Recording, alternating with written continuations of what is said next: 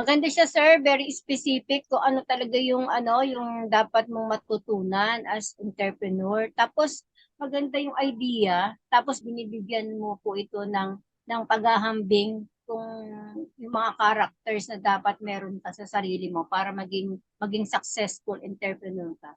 Even sa mga bata na makakarinig nito, mga teenager na magbo-boom pa lang, makakapag-isip sila kung sila ba ay magiging magtatrabaho sa office, or pwede silang, since marami silang natutunan, pwede na sila mag-start ng business nila sa sarili nila.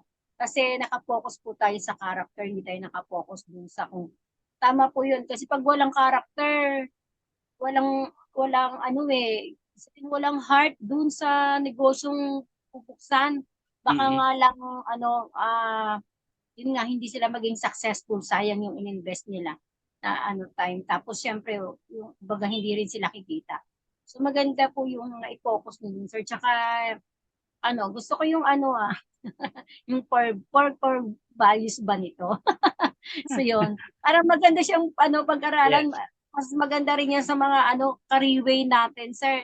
At least, di ba, hindi sila sabak ng sabak basta na lang sa negosyo. Di ba, hindi na lang yung invest ka na lang ng invest, tapos makikita mo, ay, asa na yung ininvest ko, hindi ko agad siya just because wala ngang heart din sa business. Ang nakapokus lang siya is dun sa return, yung kanilang kikitain. So Oo. hindi yung building ng tsaka yung building ng tao, sir. Maganda, sir, yung yung idea mo dyan. Tsaka maganda yan, sir, sa sa per barangays. Pag tinuro natin siya, tapos nakita ko doon, maganda yung platform mo. Nakita ko rin po doon yung mga ipapakita natin just in case mag-introduce tayo dun sa ating platform ng Angat Ka.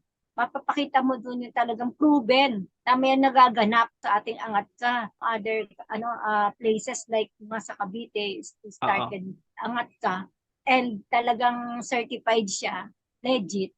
So, ganda po. Yeah.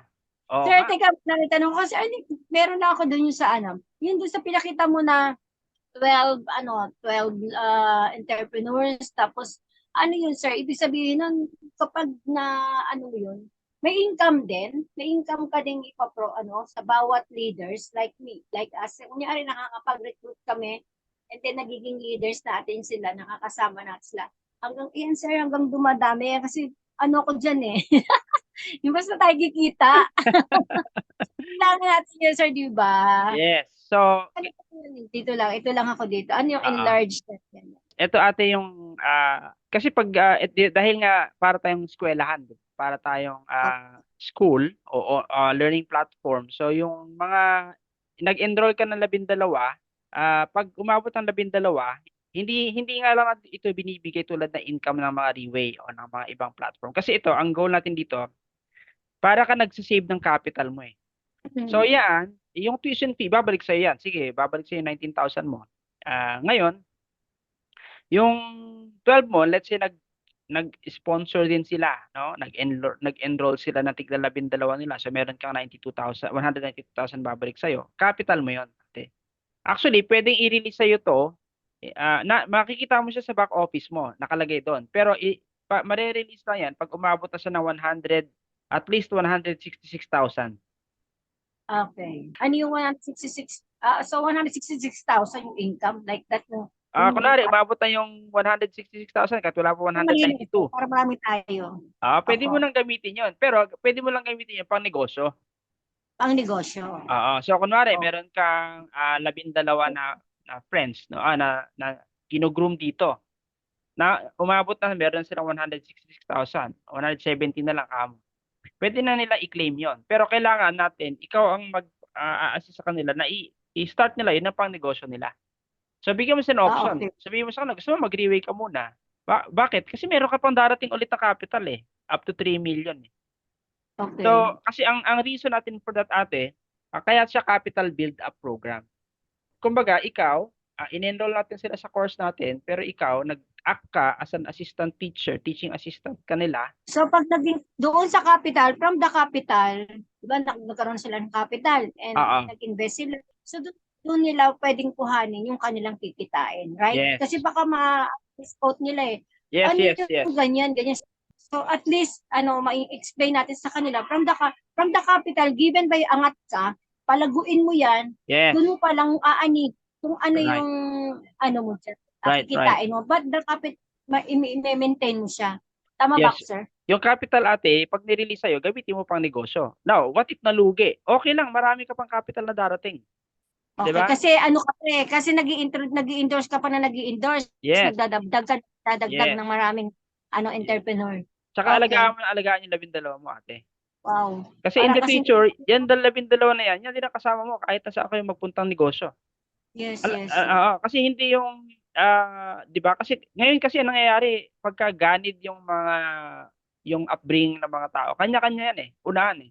Dito, they trust you. Ang idea ron is that kung ikaw aalagaan mo yung 12 mo na yan, yung 12 mo na yan, aalagaan ka rin. So, ang Yes, true. negosyo mo talaga is character eh. Kasi pagka hindi ate, ah, kunwari may naisip na negosyo yung 12, malamang sa malamang, ikukonsulta niyan sa inyo. Ikaw naman, pwede mo Okay. ikonsulta sa amin. Sabihin mo, sir, maganda ba 'tong Okay. negosyo namin? Sige, tingnan natin. So, Okay. kung maganda yung negosyo mo, baka pati kami tumaya.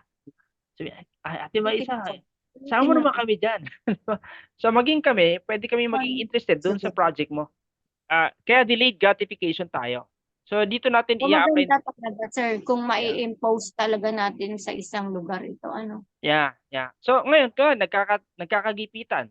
Magtiis tayo, magtulungan tayo. Magtulungan tayo. Kasi, kakagipitan tayo ngayon eh. So, magtulungan lang tayo. Para pagka guminhawa tayo, magkakatulungan pa rin tayo. Right? Ang hirap kasi sa experience ko sa pagnenegosyo, pagka nagkagipitan, nag-iiwanan. Yes, actually. 'Di ba? So, yun yung hindi maganda talaga. So, long term itong effect nito eh. For the rest of our life, what if tayo magkakasama? Right? So, maybe down the line, maybe si Benz at sila Ina, may kaibigan sila sa kaibigan na kaibigan na nadala. Tapos maganda yung idea doon. Most likely, kahit malayo na tayo, pwede pa mabulong sa atin yun, ay maganda yung project nila doon sa ano.